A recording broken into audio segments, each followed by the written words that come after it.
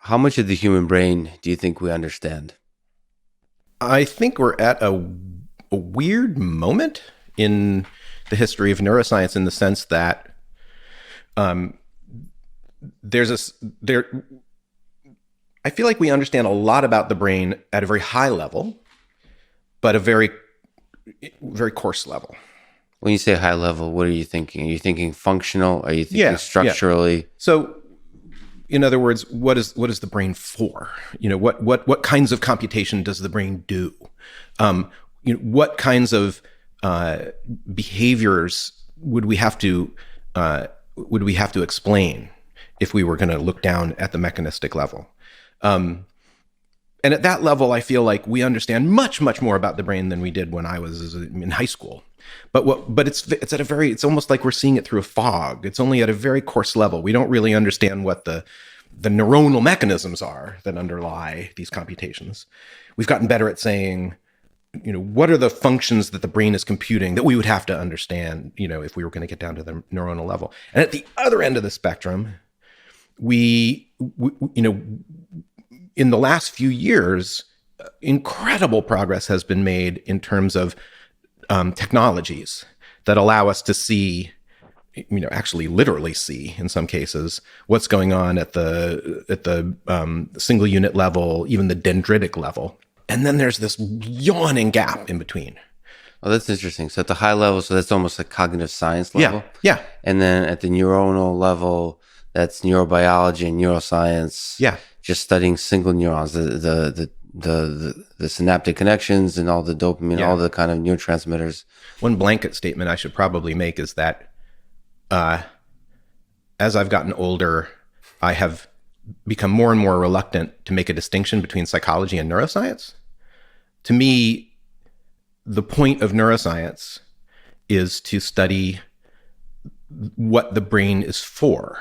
If you're a nephrologist and you want to learn about the kidney, you start by saying, what is this thing for? Well, it seems to be for taking blood on one side that has metabolites in it that shouldn't be there, sucking them out of the blood while leaving the good stuff behind, and then excreting that in the form of urine. That's what the kidney is for. It's like obvious.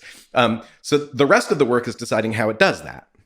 And this, it seems to me, is the right approach to take to the brain. You say, well, what is the brain for? The brain, as far as I can tell, is for producing behavior. It's for going from perceptual inputs to behavioral outputs. And the behavioral outputs should be adaptive. So that's what psychology is about. It's about understanding the structure of that function. And then the rest of neuroscience is about figuring out how those operations are actually carried out at a mechanistic level. That's really interesting. But so unlike the kidney, the brain, the gap between the electrical signal and behavior, so you truly see neuroscience as the science of that touches behavior, how the brain generates behavior, or how the brain converts raw visual information into understand. Like you basically see cognitive science, psychology, and neuroscience as all one science. Yeah. Is that it's a personal statement. Is that a hopeful or a realistic statement? So certainly you will be correct in your feeling in some number of years, but that number of years could be 200, 300 years from now. Oh, well, Is that aspirational or is that pragmatic engineering feeling that you have? It's both, in the sense that this is what I hope and expect will bear fruit over the coming decades. But it's also pragmatic in the sense that I'm not sure what we're doing in either psychology or neuroscience if that's not the framing. I don't know what it means to understand the brain if part of the enterprise is not about understanding the behavior that's being produced.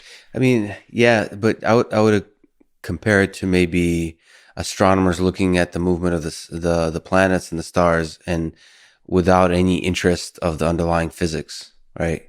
And I would argue that there, at least in the early days, there is some value to just tracing the movement of the planets and the stars without thinking about the physics too much, because it's such a big leap to start thinking about the physics before you even understand even the basic structural elements of. Oh, I agree with that. I agree. But you're saying in the end, the goal should be Yeah. to deeply understand. Well, right. And I think, so I thought about this a lot when I was in grad school, because a lot of what I studied in grad school was psychology. And I found myself a little bit confused about what it meant to, it seemed like what we were talking about a lot of the time were virtual causal mechanisms. Like, oh, well, attentional selection then selects some object in the environment, and that is then passed on to the motor, information about that is passed on to the motor system. But these are virtual mechanisms. These are, they're metaphors. There's no reduction going on in that conversation to some physical mechanism that, which is really what it would take to fully understand, how behavior is arising. The causal mechanisms are definitely neurons interacting. I'm willing to say that at this point in history.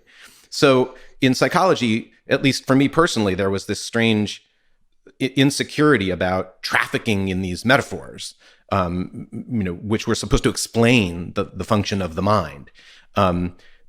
If you can't ground them in physical mechanisms, then what is the explanatory validity of these explanations? And I managed to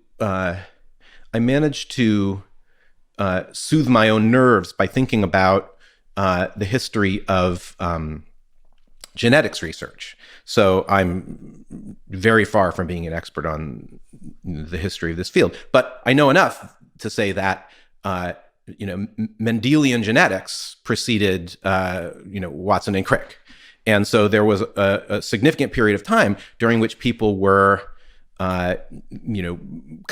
productively investigating the structure of inheritance using what was essentially a metaphor, the notion of a gene, and genes do this and genes do that.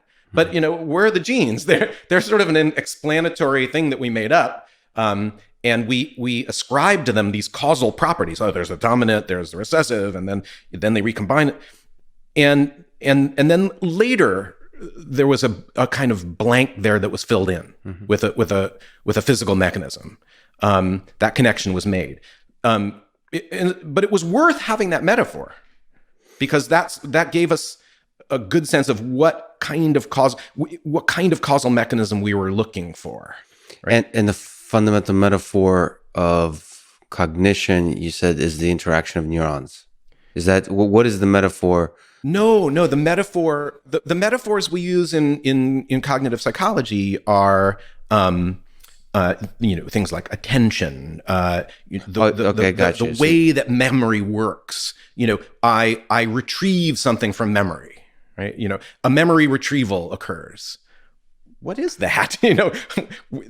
That's not a physical mechanism that I can examine in its own right. But but it's still worth having that metaphorical level, right? Yeah. So I misunderstood actually. So the higher level abstractions is the metaphor that's most useful. Yes. But what about? So how does that connect to the idea that arises from interaction of neurons? Well, even is the interaction of neurons also not a metaphor to you? Is it literally? Like that's no longer a metaphor. That's already the lowest level of abstractions that could actually be directly studied.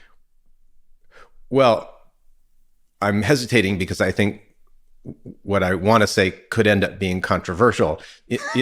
So what I want to say is, yes, the interactions of neurons, that's not metaphorical. That's a physical fact. Yeah. That's where the causal interactions actually occur. Now, I suppose you could say, well, even that is metaphorical relative to the quantum events that underlie. I don't want to go down that rabbit hole. It's always turtles on top of turtles. Yeah, but turtles all the way down. There's a reduction that you can do. You can say these psychological phenomena can be explained through a very different kind of causal mechanism, which has to do with neurotransmitter release. And so what we're really trying to do in neuroscience writ large, as I say, which for me includes psychology, is to take these psychological phenomena and map them onto neural events. I think remaining forever at the level of description that is natural for psychology, for me personally, would be disappointing. I want to understand how mental activity arises from neural activity.